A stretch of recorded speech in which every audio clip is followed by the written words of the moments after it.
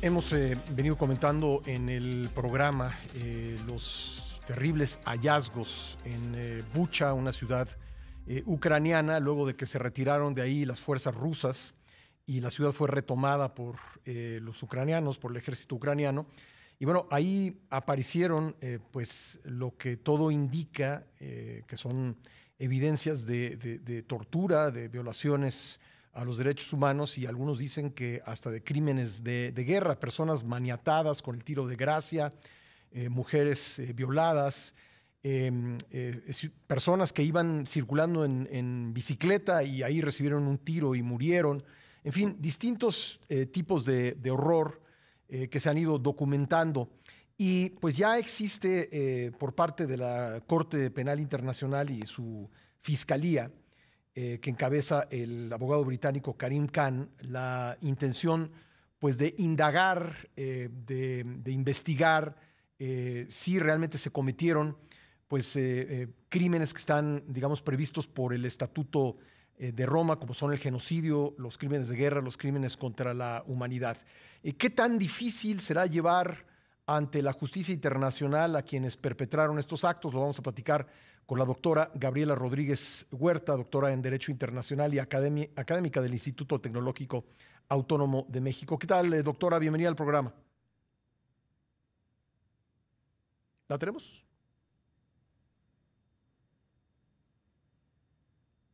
Creo que ahí la escuché. Sí, doctora, ¿qué tal? Perdón, habíamos perdido ahí un instante la comunicación. Me parece que ya estamos enlazados.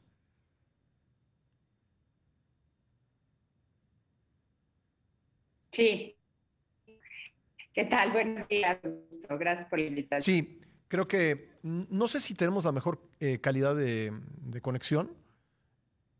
Vamos a tratar de restablecer el enlace. Hoy escribo sobre el tema en la columna que se publica de lunes a viernes en el periódico Excelsior. Se llama Investigar el horror. Y bueno, me refiero al trabajo que ha venido haciendo la Corte Penal Internacional, que es un tribunal que fue formado con base en la entrada en vigor del Estatuto de Roma. Está por cumplir 20 años y en 20 años ha podido realizar investigaciones sobre diferentes países, cosas ocurridas en diferentes países que han llevado a la emisión de 46 órdenes de captura internacional. Hay algunas que no se han podido cumplir, por ejemplo, la del presidente de Sudán, Omar al-Bashir, que está encarcelado en Sudán, pero no ha sido entregado a la justicia internacional. Y hay otros casos, pues sí, se han juzgado e incluso hay personas que están cumpliendo sentencia. Creo que ahora sí tenemos el enlace con la doctora Rodríguez Huerta. ¿Qué tal, doctora? ¿Qué tal? Buenos días. Perdón que ahí teníamos un problemita para hablar con usted. El tema nos parece muy relevante y la pregunta es, ¿qué tan difícil será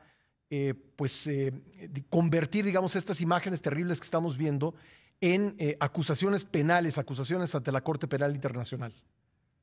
Mira, en realidad, como mencionas, es complicado. Lo primero que tendríamos que decir es que se necesita hacer una investigación, o sea, probar los hechos, o en realidad efectivamente ver qué es lo que ocurrió ahí, quiénes eran estas personas, si efectivamente se cometieron estos crímenes en su contra, que bueno, las imágenes son muy claras y parece que eso sí, y para determinar las responsabilidades posibles. Esto es muy importante entenderlo porque la Corte Penal Internacional es un tribunal que tiene una competencia restringida para conocer de las mayores violaciones, inclusive en los crímenes de guerra. Es decir, no va a conocer de todas las violaciones al derecho humanitario, solamente de aquellas que son las más graves. Lo cual no quiere decir que no se puedan establecer responsabilidades por otros mecanismos. Existe la posibilidad también del ejercicio de la jurisdicción universal o el ejercicio de las jurisdicciones nacionales, cuando las víctimas son nacionales del lugar. Yo creo que es muy importante, en un primer lugar, los diferentes órganos internacionales, la Alta Comisionada de Derechos Humanos, también la Unión Europea, han señalado que lo primero que necesitamos es una comisión de investigación. O sea, es muy importante investigar, recabar la información, ver qué ocurrió en realidad y así poder iniciar una investigación, que es lo que está haciendo ahorita el fiscal de la Corte Penal Internacional. Sí. Lo que está haciendo el fiscal de la Corte Penal Internacional es verificar y tener datos, información, testimonios para ver si existe realmente in situ en Ucrania una situación que pueda ser de probable competencia de la Corte Penal Internacional. Uh-huh. Y entender también sí. que con esto implica que puede conocer de todos los actos que ocurran en el territorio de Ucrania, independientemente de por qué parte puedan ser cometidos. Claro, no se limita a lo que hemos visto en Bucha.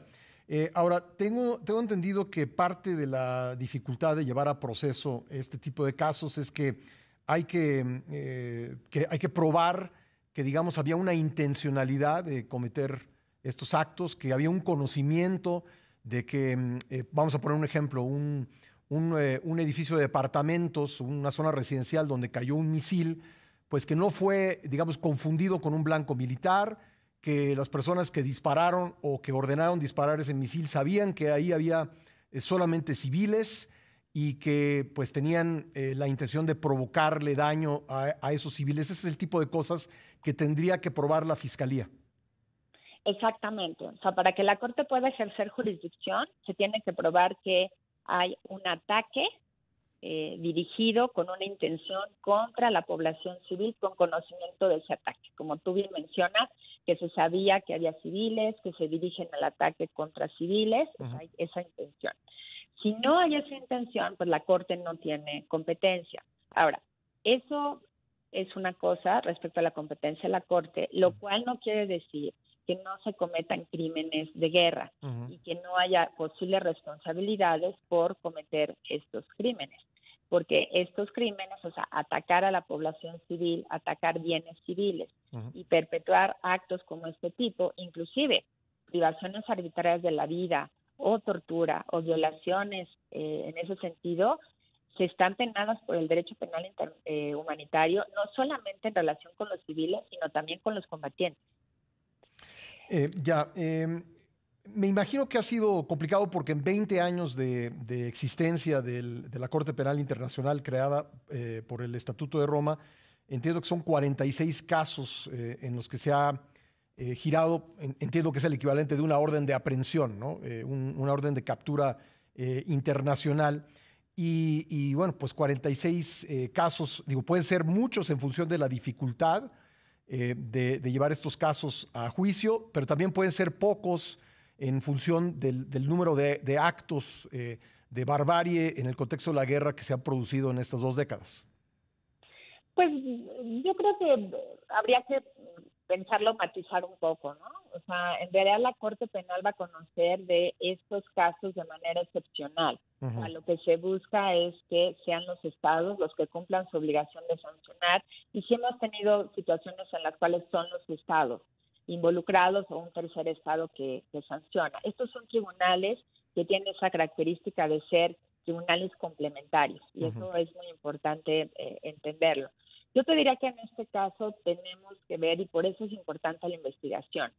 Hubo un ataque, efectivamente, dirigido con conocimiento del ataque contra la población civil, planeado con una intención, o fueron hechos, que no dejan de ser, por eso, crímenes de guerra, que fueron ordenados por una persona en particular en el campo, ¿no? O sea, in situ.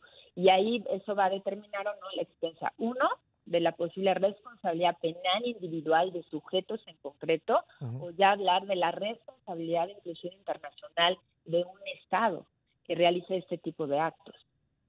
Entonces, son 2 contextos distintos, pero yo creo que es muy relevante porque es la primera vez que tenemos un caso ante la Corte Penal Internacional donde casi, o sea, 40 estados miembros exigen a la Corte que inicie una investigación. Ya, y sí, es la primera vez efectivamente que eso sucede. Pues, doctora, vamos a estar pendientes del trabajo del fiscal Kamer Khan. Seguramente tendremos más información en los próximos días y si usted nos lo permite, volveremos a hablar del tema. Sí, muchas gracias. Es un proceso bastante largo, creo que eso es importante que lo entienda el público, ¿no? Sí. O sea, porque efectivamente juntar todas las pruebas y hacer la investigación pero definitivamente esto va a ser una prueba, me parece, para la Corte Penal Internacional. Pues le agradezco nuevamente, doctora, que nos haya acompañado en el programa. De que a ti, muchas gracias, buen día. Gracias, buen día. Gabriela Rodríguez Huerta, doctora de Derecho Internacional y académica del Instituto Tecnológico Autónomo de México.